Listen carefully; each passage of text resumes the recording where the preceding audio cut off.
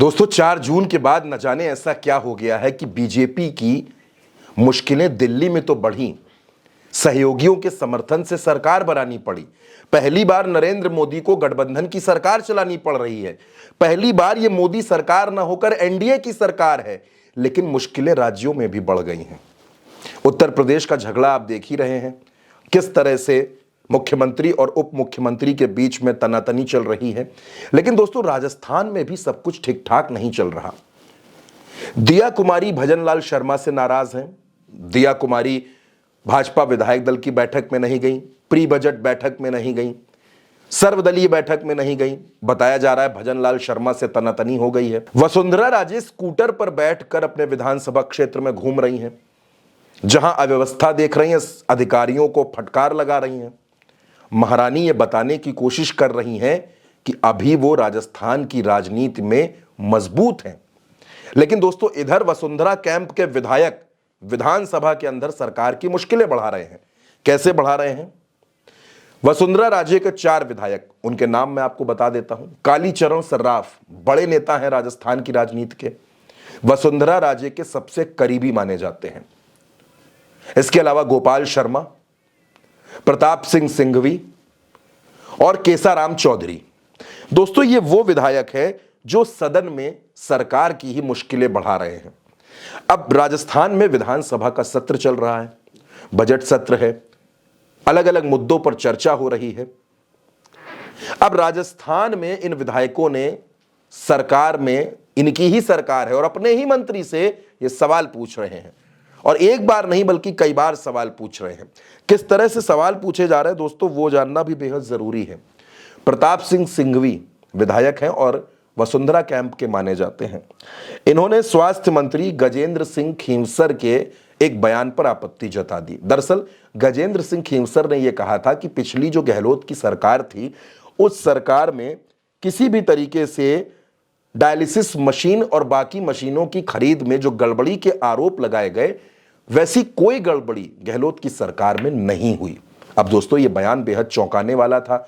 प्रताप सिंह सिंघवी ने इस मसले पर उनको घेर लिया और कहा कि आप जो बोल रहे हैं बिल्कुल गलत है, आप अधिकारियों का लिखा हुआ जवाब पढ़ रहे हैं। हंगामा मच गया दोस्तों सदन के अंदर। इसके बाद दोस्तों मैं आपको एक विधायक का नाम और बताता हूं, गोपाल शर्मा।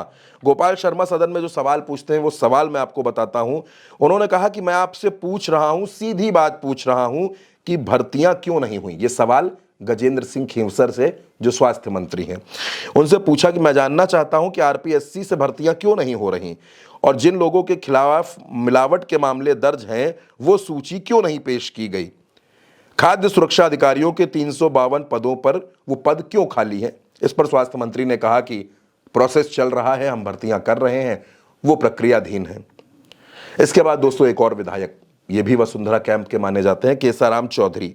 इन्होंने अवैध खनन के एक मामले में मंत्री के जवाब पर सवाल खड़े कर दिए और इन्होंने पूछा कि 24 महीने 26 दिन तक बिना लीज खनन हुआ, उस पर क्या कार्रवाई होगी। इस पर गजेंद्र सिंह खींवसर ने कहा कि आपके मूल सवाल का जवाब दे दूं फिर यह जवाब दूंगा।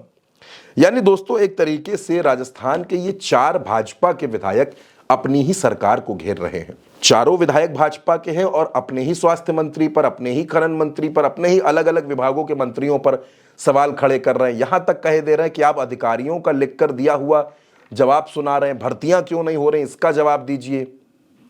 और मंत्री जी कह रहे हैं कि गहलोत की सरकार में कुछ गड़बड़ नहीं हुई।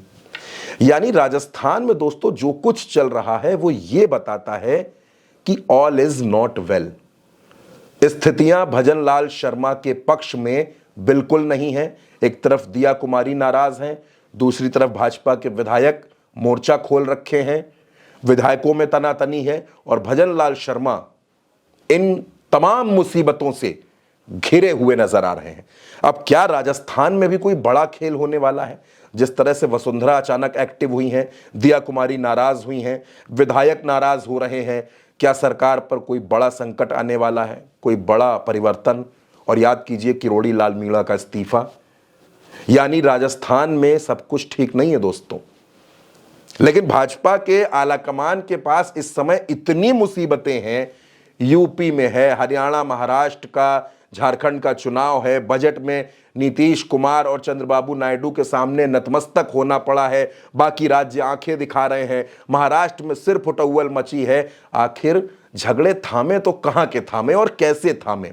अब ऐसे में राजस्थान एक और राज्य तैयार हो रहा है जो भारतीय जनता पार्टी के आला कमान के लिए मुश्किलें बढ़ा सकता है। दोस्तों फिलहाल इस वीडियो में मेरे साथ इतना ही।